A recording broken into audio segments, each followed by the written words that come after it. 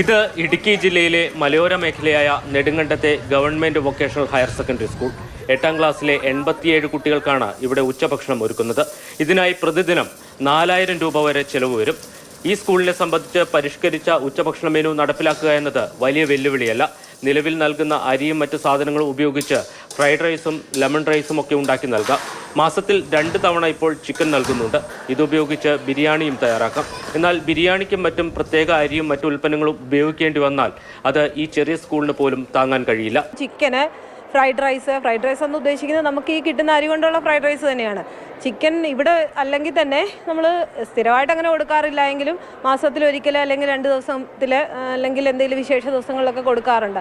പിന്നെ അതിൽ ഉൾപ്പെടുത്തണമെന്ന് പറഞ്ഞിരിക്കുന്നത് സോയ, കടല, പയറുവർഗ്ഗങ്ങൾ, ഈ സംഭവങ്ങളൊക്കെ അത്യാവശ്യം നമ്മൾ ഉപയോഗിക്കുന്നതാണ്. പിന്നെ ഇനി വ്യത്യാസമായിട്ട് വരുന്നത് ലെമൺ റൈസ് അങ്ങനെയുള്ള കാര്യങ്ങളാണ്. അത് ഇവിടുത്തെ സംബന്ധിച്ച് നമ്മുടെ ഈ സ്കൂളിനെ മാത്രം സംബന്ധിച്ച് നോക്കിയാൽ നമുക്കതൊരു വലിയ ബർഡൻ ഒന്നും ആകാൻ സാധ്യത കാണുന്നില്ല. പിള്ളേർ കുറവായതുകൊണ്ട് തന്നെ. പിന്നെ പിള്ളേർക്ക് എന്തായാലും സന്തോഷമാണ്.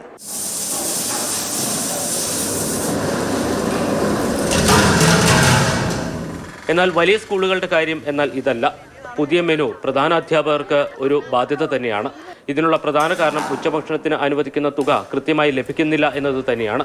പല പ്രധാന അധ്യാപകരും സ്വന്തം ശമ്പളത്തിൽ നിന്നും മറ്റുമെടുത്താണ് ഉച്ചഭക്ഷണ പദ്ധതി തന്നെ മുന്നോട്ട് കൊണ്ടുപോകുന്നത്. വിഹിതം വർദ്ധിപ്പിച്ചിട്ടുമില്ല. ഇത് ഗവൺമെൻറ് അല്ലെങ്കിൽ പിന്നെ ഗവൺമെൻറ് ചെയ്യേണ്ടതെന്ന് ചോദിച്ചാൽ ഇതിൻ്റെ വിഹിതങ്ങൾ വർദ്ധിപ്പിച്ച് അതായത് മാസങ്ങളിൽ സ്കൂളുകളിലേക്ക് ഈ പണം എത്തുന്ന ഒരു സംവിധാനം ഗവൺമെൻറ് ഒരുക്കുകയാണെങ്കിൽ ഇത് സുഗമമായി നടന്നു പോകും.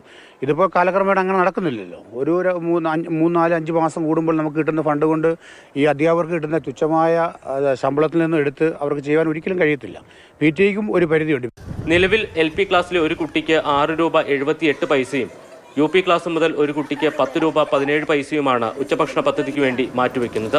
പുതിയ വിഭവങ്ങൾ ഉണ്ടാക്കണമെങ്കിൽ കൂടുതൽ പാചക തൊഴിലാളികളെ നിയമിക്കേണ്ടി വരുമെന്നതും പദ്ധതിയുടെ അധിക ബാധ്യതയാണ്. സ്കൂൾ ഉച്ചഭക്ഷണത്തിന്റെ ഭാഗമായി എന്തു വിഭവവും വിളമ്പാനും പ്രധാന അധ്യാപകരും PTA-യും തയ്യാറാണ്.